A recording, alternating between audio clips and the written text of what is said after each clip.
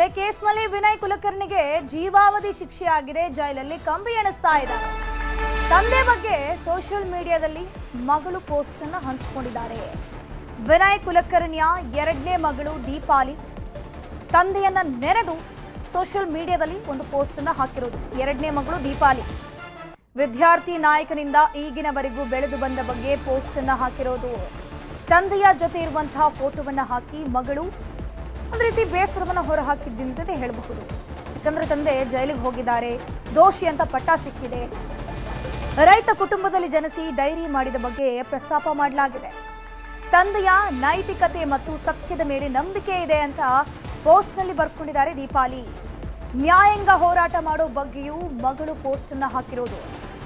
ನಮಗೆ ದೊರೆತಂತಹ ಪ್ರೀತಿಗೆ ಕೃತಜ್ಞತೆ ಅಂತ ದೀಪಾಲಿ ಪೋಸ್ಟ್ ಹಾಕಿರೋದು. ದೀಪಾಲಿ ವಿನಯ್ ಕುಲಕರ್ಣಿ ಅವರ ಎರಡನೇ ಮಗಳು.